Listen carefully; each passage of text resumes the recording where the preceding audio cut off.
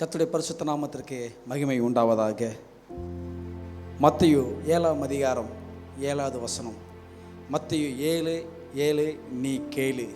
அந்த வசனம் அழகாக நமக்கு சொல்லி கொடுக்கிறது. கேளுங்கள் அப்பொழுது உங்களுக்கு கொடுக்கப்படும், தேடுங்கள் அப்பொழுது கண்டடைவீர்கள், தட்டுங்கள் அப்பொழுது உங்களுக்கு திறக்கப்படும் என்று சொல்லி பார்க்கிறோம். இங்கு 3 விதமான காரியத்தை குறித்து நாம் பார்க்கிறோம். முதலாவது கேட்கணும், 2வது தேடணும், 3வது தட்டணும். இன்றைக்கி நம்ம வாழ்க்கையில் அநேக நேரங்களில் தேவனுடைய வார்த்தைக்கு நம்ம கேட்க விடாதபடிக்கு நம்முடைய செவி தேவையில்லாத உலகத்துடைய காரியங்களுக்கு கடந்து போய் கொண்டிருக்கிறது.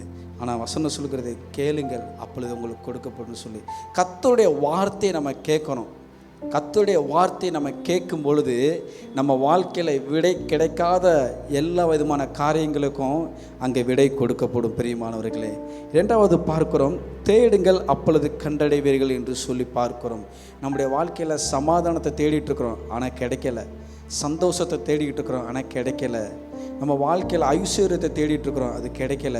ஆனால் நம்ம வாழ்க்கையில் எல்லாமே காணல் நீலை போகிறதான் கலந்து கொண்டே இருக்கிறது. ஆனால் வசனம் சொல்லுகிறது தேடுங்கள் அப்பொழுது கண்டடைவீர்கள் என்று சொல்லி. தேடுங்கள்னு சொல்லி பார்க்குறோம். அதனால் நீங்கள் என்ன செய்யுங்க, உங்கள் வாழ்க்கையில் தேடுங்க. கர்த்தருடைய வார்த்தை தேடி தேடி வாசிங்க. அவருக்கு என்ன செய்யணும், அவருடைய வார்த்தை என்ன சொல்லுது, அவருடைய வார்த்தைக்கு நான் எப்படியெல்லாம் வாழ்க்கையை அர்ப்பணிக்கணும், ஒப்பு கொடுக்கணும்னு சொல்லி தேடி தேடி பாருங்கள். நிச்சயம் நீங்கள் கண்டடைவீங்க பிரியமானவர்களே. 3வது பார்க்கிறோம், தட்டுங்கள் அப்பொழுது உங்களுக்கு திறக்கப்படும் சொல்லி பார்க்கிறோம். தேவ சமூகத்தில் செபிக்கணும். நம்ம வாழ்க்கையை எதெல்லாம் தேவையோ அதையெல்லாம் என்ன செய்யணும், நம்ம தட்டி தட்டி கேட்கணும் தேவ சமூகத்தில். ஆமாம், இங்கே தட்டாமல் வேற எங்கேயே நம்ம தட்டிடக்கூடாது. நம்ம வேற எங்கேயாவது மனுஷனிடத்துலையோ அல்லது தேவனுக்கு பிரியமில்லாத காரியத்தில் ஏதாவது நம்ம போய் என்ன செஞ்சிடக்கூடாது. அங்கே தட்டி நம்ம கேட்குறதுனால ஒரு பிரயோஜனம் இல்லை, அவமானப்பட்டு தான் வந்து நிற்போம்.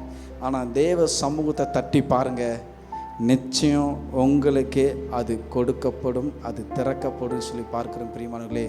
அப்போ பாருங்கள், மத்தேயு 7ஆம் அதிகாரத்தில் 7ஆம் வசனத்தை நம்ம கேட்கணும், தேடணும், தட்டணும். இந்த 3 உங்கள் வாழ்க்கையில் நீங்கள் செய்யும் பொழுது நிச்சயம் உங்கள் வாழ்க்கையில் இழந்து போன எல்லாவற்றையும் மறுபடியும் பெற்றுக்கொள்ள ஆண்டவராகிய இயேசு கிறிஸ்து உங்களுக்கு மறுபடியும் உங்களை ஆசீர்வதித்து வழிநடத்த அவர் உண்மை நீதி உள்ளவராக இருக்கிறார். God bless you. கர்த்தர் உங்களை ஆசீர்வதிப்பாராக. ஆமென்.